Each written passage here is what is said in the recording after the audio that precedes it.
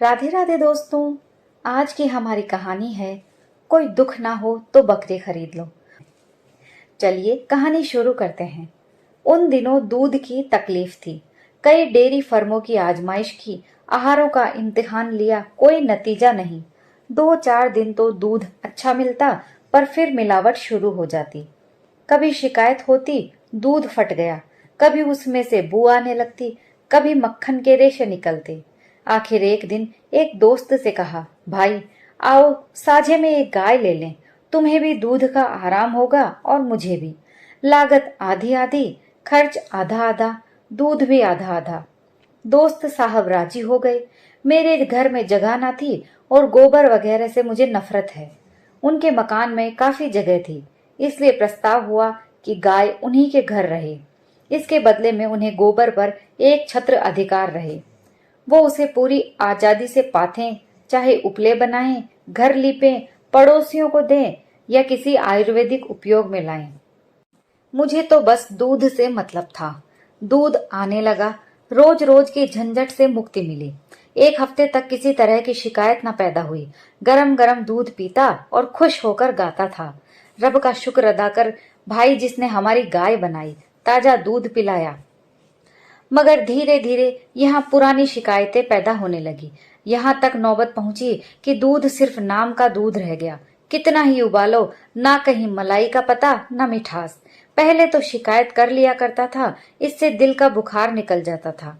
शिकायत से सुधार ना होता तो दूध बंद कर देता। अब तो शिकायत का भी मौका न था, बंद कर देने का जिक्र ही क्या। भिखारी का गुस्सा अपनी जान पर, पियो या नाले में डाल दो।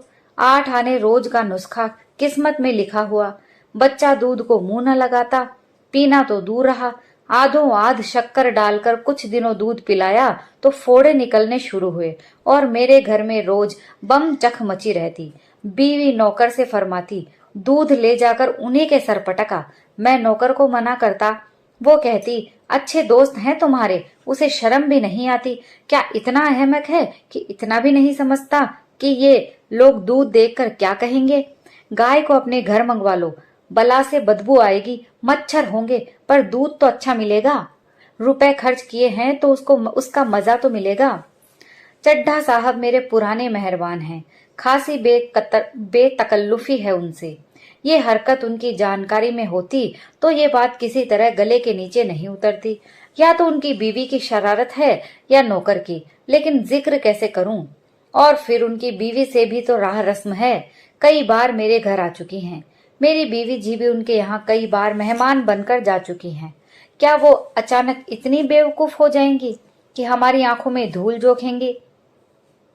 उनसे दूध की खराबी की शिकायत करना मुझे कुछ ठीक ना लगा। खैरियत हुई कि तीसरे महीने चड्ढा का तबादला हो गया। मैं अकेले गाय रख नहीं सकता था, तो हमारा साझा टूट गया। गाय आधे दामों में बेच दी गई। मैंने उस दिन इत्मीनान की सांस ली। आखिर ये सलाह हुई कि एक बकरी रख ली जाए। वो बीच आंगन के एक कोने में पड़ी रह सकती है। उसे धोने के लिए न ग्वाले की जरूरत, न उसका गोबर उठाना, चारा भूसा डालने के लिए किसी अहिरन की जरूरत। बकरी तो मेरा नौकर भी आसानी से धो लेगा। थोड़ी सी चोकर डाल दी, चलिए किस्सा खत्म हुआ। फिर बकरी का दूध फायदेमंद भी ज्यादा है, बच्चों के लिए खास तौर पर। जल्दी हजम होता है, ना गर्मी करे न सर्दी, स्वास्थ्यवर्धक है। संयोग से मेरे यहाँ जो पंडित जी मेरे मसौदे नकल करने आया करते थे, इन मामलों में काफी तजुर्बेकार थे। उनसे जिक्र आया तो उन्होंने एक बकरी की ऐसी स्तुति गाई, उसका ऐसा कसीदा पढ़ा कि मैं बिन देखे ही उसका प्रेमी हो गया। पछाही नस्ल की बकरी है, ऊंचे कद की, बड़े बड़े थन जो जमीन से लगते चलते हैं, बेहद कमखोर लेकिन बेहद दुधारू। एक वक्त में 2-2.5 सेर दूध ले लीजिए। अभी पहली बार ही ब्याई है, 25 रुपए में आ जाएगी। मुझे दाम कुछ ज्यादा मालूम हुए, लेकिन पंडित जी पर मुझे एतबार था। फरमाइश कर दी गई और तीसरे दिन बकरी आ पहुंची। मैं देखकर उछल पड़ा। जो जो गुण बताए गए थे उनसे कुछ ज्यादा ही निकले। एक छोटी सी मिट्टी की नांद मंगवाई गई। चोकर का भी इंतजाम हो गया। शाम को मेरे नौकर ने दूध निकाला तो सचमुच 2.5 सेर। मेरी छोटी पतीली लबालब भर गई थी। अब मूसलों ढोल बजाएंगे, ये मसला इतने दिनों के बाद जाकर कहीं हल हुआ। पहले ही ये बात सूझती तो क्यों इतनी परेशानी होती। पंडित जी का बहुत बहुत शुक्रिया अदा किया। मुझे सवेरे तड़के और शाम को उसकी सींग पकड़ने पड़ते थे, तब आदमी दूध पाता था। लेकिन ये तकलीफ इस दूध के मुकाबले में कुछ न थी। बकरी क्या है, काम धेनु है। बीवी ने सोचा इसे कहीं नजर न लग जाए, इसलिए उसके थन के लिए एक गिलाफ तैयार हुआ। इसकी गर्दन में नीले चीनी के दानों का एक माला पहनाया गया। घर में जो कुछ झूठा बचता देवी जी खुद जाकर उसे खिलाती थी। लेकिन एक ही हफ्ते में दूध की मात्रा कम होने लगी। जरूर नजर लग गई। बात क्या है? पंडित जी से हाल कहा तो उन्होंने कहा, साहब देहात की बकरी है, जमींदार की। बेदरेग अनाज खाती थी और सारे दिन बाग में घूमा चरा करती थी। यहाँ बंधे बंधे दूध कम हो जाए तो ताज्जुब नहीं, इसे जरा टहला दिया कीजिए। लेकिन शहर में बकरी को टहलाए कौन और कहाँ? इसलिए ये तय हुआ कि बाहर कहीं मकान लिया जाए। वहां बस्ती से जरा निकलकर खेत और बाग हैं। कहार घंटे 2 घंटे टहला लाया करेगा। झटपट मकान बदला और गौ की मुझे दफ्तर आने जाने में 3 मील का फासला तय करना पड़ता था। लेकिन अच्छा दूध मिले तो मैं इसका दुगुना फासला तय करने को तैयार था। यहाँ मकान खूब खुला हुआ था। मकान के सामने सहन था, जरा और बढ़कर आम और महुए का बाग। बाग से निकलिए तो काछियों के खेत थे, किसी में आलू किसी में गोभी। एक काछी से तय कर लिया कि रोजाना बकरी के लिए कुछ हरियाली जाया करे, मगर इतनी कोशिश करने पर भी दूध की मात्रा में कुछ खास बढ़त नहीं हुई। 2.5 सेर की जगह मुश्किल से सेर भर दूध निकलता था। लेकिन ये तस्कीन थी कि दूध खालिस है, बिल्कुल शुद्ध है। ये क्या कम था? मैं ये कभी नहीं मान सकता कि खिदमतगारी के मुकाबले में बकरी चराना ज्यादा जलील काम है। हमारे नौकर को बकरी लेकर बाग में जाना बुरा मालूम होता था। घर से तो ले जाए, लेकिन बाग में उसे छोड़कर खुद किसी पेड़ के नीचे सो जाता। बकरी पत्तियां चर लेती थी, मगर एक दिन उसके जी में आया कि जरा बाग से निकलकर खेतों की सैर करे। यूं तो वो बहुत ही सभ्य और सुसंस्कृत बकरी थी। उसके चेहरे से गंभीरता झलकती थी। लेकिन बाग और खेत में घुस गई आजादी नहीं है, इसे वो शायद समझ न सकी। एक रोज किसी खेत में घुस गई और गोभी की क्यारियां साफ कर गई। कई क्यारियां उसने खा डाली। काछी ने देखा तो उसके कान पकड़ लिए और मेरे पास लाकर बोला, बाबूजी, इस तरह आपकी बकरी हमारे खेत चरेगी तो हम तो तबाह हो जाएंगे। आपको बकरी रखने का शौक है तो इसे बांध कर रखिए। आज तो हमने आपका लिहाज किया, लेकिन फिर हमारे खेत में गई तो हम या तो उसकी टांगे तोड़ देंगे या कानी होज भेज देंगे। अभी वो अपना भाषण खत्म ना कर पाया कि उसकी बीवी आ पहुंची और उसने इसी विचार को और भी जोरदार शब्दों में अदा किया। हाँ हाँ करती ही रही, मगर रांड खेत में घुस गई और सारा खेत चौपट कर दिया। इसके पेट में भवनी बैठे। यहाँ कोई तुम्हारा दबेल नहीं है। हाकिम होंगे अपने घर के होंगे। बकरी रखना है तो बांध कर रखो, नहीं गला ऐंठ दूंगी। मैं भीगी बिल्ली बना हुआ खड़ा था। जितनी भी फटकार आज सहनी पड़ी उतनी जिंदगी में कभी ना सही। और जिस धीरज से आज काम लिया, अगर उसे दूसरे मौकों पर काम लिया होता तो आज आदमी होता। कोई जवाब नहीं सूझ रहा था। बस यही जी चाहता था कि बकरी का गला घोंट दूं और खिदमतगार को 150 हंटर जमाऊं। मेरी खामोशी से वो औरत भी शेर होती जा रही थी। आज मुझे मालूम हुआ कि किन्हीं किन्हीं मौकों पर खामोशी नुकसानदेह साबित होती है। खैर, मेरी बीवी ने घर में ये गुलगपाड़ा सुना तो दरवाजे पर आ गई तो हेकड़ी से बोली, तू कानी होज पहुंचा दे और क्या करेगी? नाहक टर टर कर रही है घंटे भर से। जानवर ही है, एक दिन खुल गई तो क्या उसकी जान लेगी? खबरदार जो एक बात भी मुंह से निकाली, क्यों नहीं खेत के चारों तरफ झाड़ लगा देती, कांटों से रूंध दे। अपनी गति तो मानती नहीं, ऊपर से लड़ने आई है। अभी पुलिस में इत्तला कर दें तो बंधे बंधे फिरो। बात कहने की इस शासनपूर्ण शैली ने उन दोनों को ठंडा कर दिया। लेकिन उनके चले जाने के बाद मैंने देवी जी की खूब खबर ली। गरीबों का नुकसान भी करती हो और ऊपर से रौब जमाती हो, इसी का नाम इंसाफ है। देवी जी ने गर्वपूर्वक उत्तर दिया, मेरा एहसान तो ना मानोगे कि शैतानों को कितनी आसानी से भगा दिया। लगे उल्टे डांटने। गंवारों को राह बतलाने का सख्ती के सिवा दूसरा कोई तरीका नहीं। सज्जनता या उदारता उनकी समझ में नहीं आती। उसे ये लोग कमजोरी समझते हैं और कमजोर को कौन नहीं दबाना चाहता। नौकर से जवाब तलब किया तो उसने साफ कह दिया, साहब बकरी चराना मेरा काम नहीं है। मैंने कहा, तुमसे बकरी चराने को कौन कहता है, जरा उसे देखते रहो करो कि किसी खेत में न जाए, इतना भी तुमसे नहीं हो सकता। मैं बकरी नहीं चरा सकता साहब, कोई दूसरा आदमी रख लीजिए। आखिर में मैंने खुद शाम को उसे बाग में चरा लाने का फैसला किया। इतने जरा से काम के लिए एक नया आदमी रखना मेरी हैसियत से बाहर था और अपने इस नौकर को जवाब भी नहीं देना चाहता था, जिसने कई साल तक वफादारी से मेरी सेवा की थी और ईमानदार था। दूसरे दिन मैं दफ्तर से जरा जल्द आया और चटपट बकरी को लेकर बाग में जा पहुंचा। जाड़ों के दिन थे, ठंडी ठंडी हवा चल रही थी, पेड़ों के नीचे सूखी पत्तियां गिरी हुई थी। बकरी एक पल में वहां जा पहुंची। मेरी दलेल हो रही थी, उसके पीछे पीछे दौड़ता फिरता था। दफ्तर से लौटकर जरा आराम किया करता था, आज ये कवायद करनी पड़ी। थक गया मगर मेहनत सफल हो गई। आज बकरी ने कुछ ज्यादा दूध दिया। ये ख्याल आया, अगर सूखी पत्तियां खाने से दूध की मात्रा बढ़ गई तो यकीनन हरी पत्तियां खिलाई जाए तो इससे कहीं बेहतर नतीजा निकले। लेकिन हरी पत्तियां आए कहां से? पेड़ों से तोड़ूं तो बाग का मालिक जरूर ऐतराज करेगा। कीमत देकर हरी पत्तियां मिल न सकती थी। सोचा, क्यों न एक बार बॉस के लग्गे से पत्तियां तोड़ें। मालिक ने शोर मचाया तो उससे आरजू मिन्नत कर लेंगे। राजी हो गया तो खैर, नहीं तो देखी जाएगी। थोड़ी सी पत्तियां तोड़ लेने से पेड़ का क्या बिगड़ जाता है। इसलिए एक पड़ोसी से एक पतला लंबा बांस मांग लाया, उसमें एक आकुस बांधा और शाम को बकरी को साथ लेकर पत्तियां तोड़ने लगा। चोर आंखों से इधर उधर देखता जाता था, कहीं मालिक तो नहीं आ रहा। अचानक वही काछी एक तरफ से आ निकला और मुझे पत्तियां तोड़ते देखकर बोला, ये क्या करते हो बाबूजी? आपके हाथ में ये लग्गा अच्छा नहीं लगता। बकरी पालना हम गरीबों का काम है कि आप जैसे शरीफों का। मैं कट गया, कुछ जवाब न सूझा। इसमें क्या बुराई है? अपने हाथ से अपना काम करने में क्या शर्म वगैरह? जवाब कुछ हल्के बेहकीकत बनावटी मालूम हुए। काछी ने पास आकर मेरे हाथ से लग्गा ले लिया और देखते देखते हरी पत्तियों का ढेर लगा दिया और पूछा, पत्तियां कहाँ रख जाऊं? मैंने झेंपते हुए कहा, तुम रहने दो, मैं उठा ले जाऊंगा। उसने थोड़ी सी पत्तियां बगल में उठा ली और बोला, आप क्या पत्तियां रखने जाएंगे? चलिए मैं रखाऊं। मैंने बरामदे में पत्तियां रखवा ली।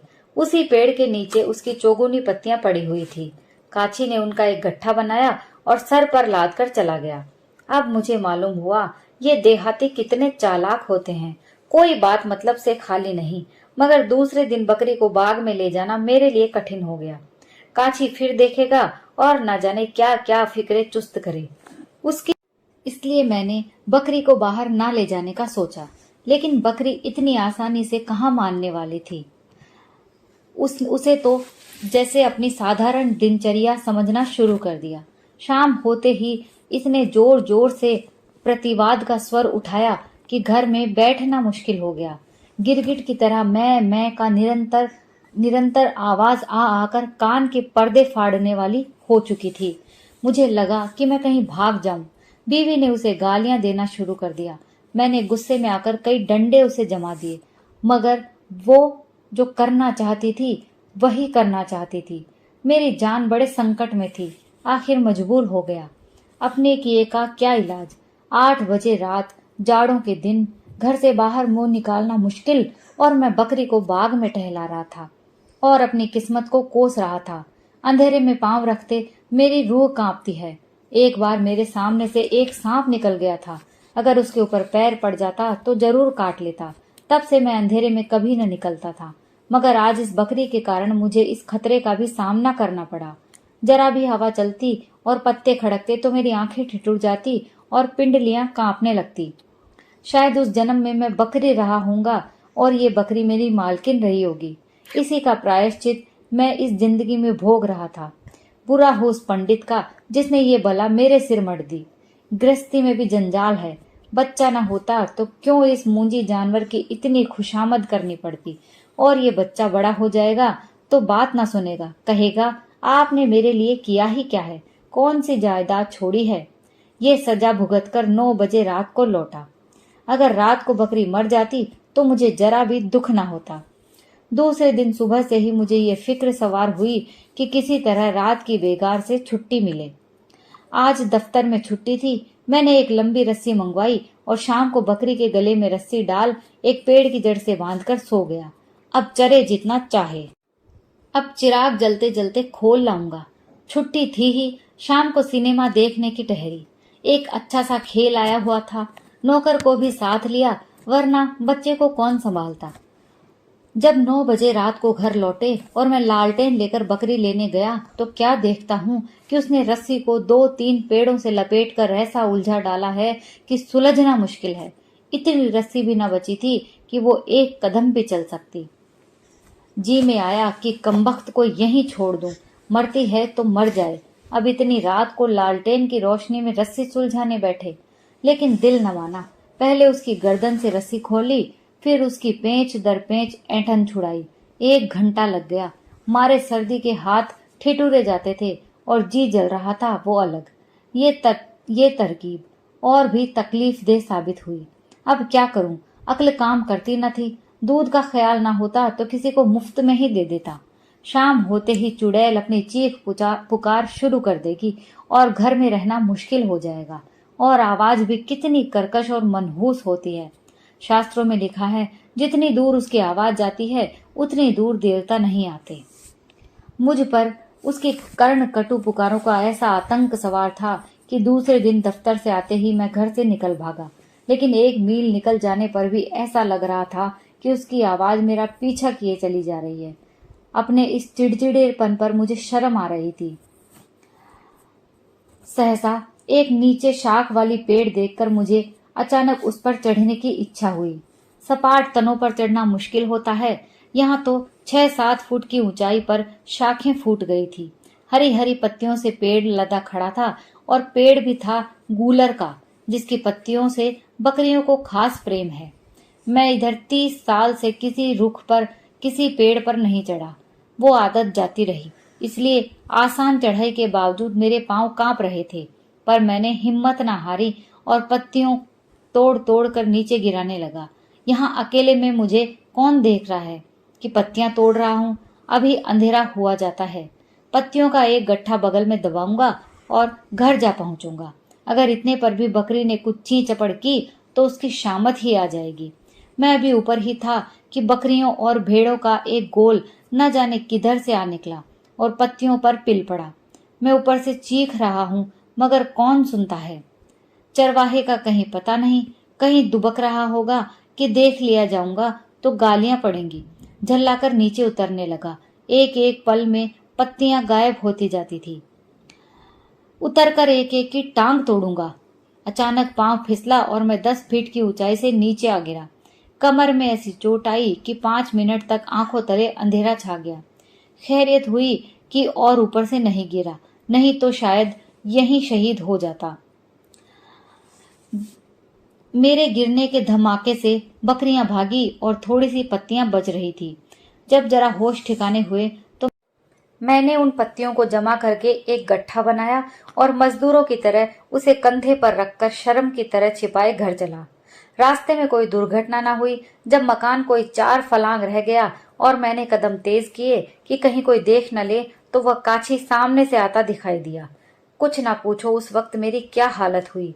रास्ते के दोनों तरफ खेतों की ऊंची मेड़े थी, जिनके ऊपर नागफनी निकलेगा और भगवान जाने क्या सितम ढाई। कहीं मुड़ने का रास्ता नहीं और बदल ली और सिर झुकाकर इस तरह निकल जाना चाहता था कि कोई मजदूर है। तले की सांस तले और ऊपर के ऊपर, जैसे वह काछी कोई खूंखार शोर हो। बार बार ईश्वर को याद कर रहा था कि हे भगवान, तू ही आफत के मारे हुओं का मददगार है। इस मरदूत की जबान बंद कर दे। एक क्षण के लिए इसकी आंखों की रोशनी गायब कर दे। एक एक कदम तलवार की धार जैसा पड़ रहा था। शैतानी आवाज कानों में आई, कौन है रे? कहां से पत्तियां तोड़े लाता है? मुझे मालूम हुआ नीचे से जमीन निकल गई है और मैं उसके गहरे पेट में जा पहुंचा हूं। रोए बर्छियां बने हुए थे। दिमाग में उबाल सा आ रहा था। शरीर को जैसे लकवा सा मार गया था। जवाब देने का होश ही न रहा। तेजी से 2-3 कदम आगे बढ़ गया, मगर कि तभी एक जालिम हाथ गट्ठे पर पड़ा और गट्ठा नीचे गिर पड़ा। फिर मुझे याद नहीं क्या हुआ। मुझे जब होश आया तो मैं अपने दरवाजे पर पसीने से तर खड़ा था, गोया मिर्गी के दौरे के बाद उठा हूं। इस बीच मेरी आत्मा पर उपचेतना का आधिपत्य था और वो बकरी की घृणित आवाज, वो कर्कश आवाज, वो हिम्मत तोड़ने वाली आवाज मेरे सारी लानतों की रूह कानों में चुभी जा रही थी। बीवी ने पूछा, आज कहाँ चले गए थे? इस चुड़ैल को जरा भी बाग में ना ले गए? जीना मुहाल किए देती है। घर से निकलकर कहाँ चली जाऊं? मैंने इत्मीनान दिलाया, आज चिल्ला लेने दो, कल सबसे पहला ये काम करूंगा कि इसे घर से निकाल बाहर करूंगा, चाहे कसाई को देना पड़े। और लोग न जाने कैसे बकरियां पालते हैं। बकरी पालने के लिए कुत्ते का दिमाग चाहिए। सुबह को बिस्तर से उठकर इसी फिक्र में बैठा था कि इस काली बला से क्यों और कैसे मुक्ति मिले कि सहसा एक गडरिया बकरियों का एक गल्ला चराता हुआ आ निकला। मैंने उसे पुकारा और उससे अपनी बकरी को चराने की बात कही। गडरिया राजी हो गया, यही उसका काम था। मैंने पूछा, क्या लोगे? 8 आने मिलते हैं एक बकरी के हुजूर। मैं 1 रुपया दूंगा, लेकिन बकरी कभी मेरे सामने ना आए। गडरिया हैरत में रह गया। मर कही है क्या बाबूजी? नहीं नहीं, बहुत सीधी है, बकरी क्या मारेगी? लेकिन मैं उसकी सूरत नहीं देखना चाहता। अभी तो दूध देती है। हाँ, 1.25 सेर दूध देती है। दूध आपके घर पहुंच जाया करेगा बाबूजी। मैंने उसकी मेहरबानी की। जिस वक्त बकरी घर से निकली, मुझे ऐसा मालूम हुआ कि मेरे घर का पाप निकला जा रहा है। बकरी भी खुश थी कि जैसे कैद से छूटी है। गडरी ने उसी वक्त दूध निकाला और घर में रखकर बकरी को लिए चला गया। ऐसा बेगराज गाहक उसे जिंदगी में शायद पहली बार ही मिला होगा।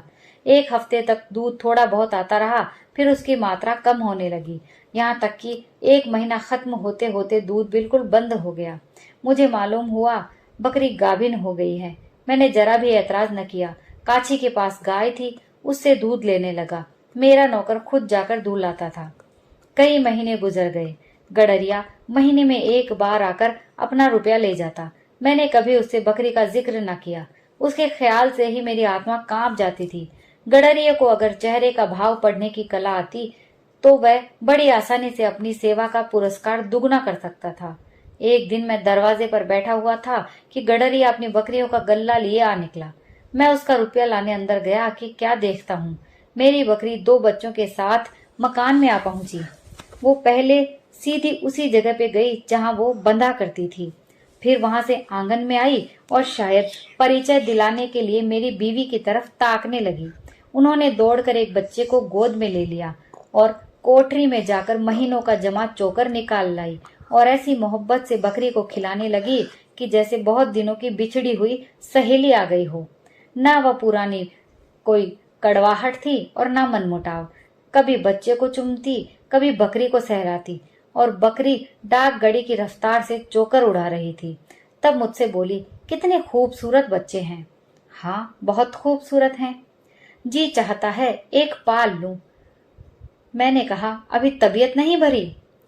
उसने कहा, तुम बड़े निर्मोही हो। चोकर खत्म हो गया। बकरी इत्मीनान से विदा हो गई। दोनों बच्चे भी उसके पीछे फुदकते चले गए। देवी जी आंख में आंसू भरे ये तमाशा देखती रही। गडरिये ने चिलम भरी और घर से आग मांगने आया। चलते वक्त बोला, कल से दूध पहुंचा दिया करूंगा मालिक।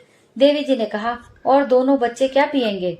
बच्चे कहाँ तक के पिएंगे बहू जी, 2 सेर दूध अच्छा ना होता था, इस मारे नहीं लाया। मुझे रात को वह मर्मांतक घटना याद आ गई। मैंने कहा, दूध लाओ या न लाओ तुम्हारी खुशी, लेकिन बकरी को इधर ना लाना। उस दिन से ना वह गडरिया नजर आया, ना वो बकरी, और ना मैंने पता लगाने की कोशिश की, लेकिन देवी जी उसके बच्चों को याद करके कभी कभी आंसू बहा रोती हैं। दोस्तों, ये कहानी यहीं समाप्त होती है। अगर आपको कहानी पसंद आई हो तो प्लीज लाइक, शेयर और कमेंट जरूर कीजिए। चैनल पर नए हो तो प्लीज चैनल को सब्सक्राइब कर लीजिए।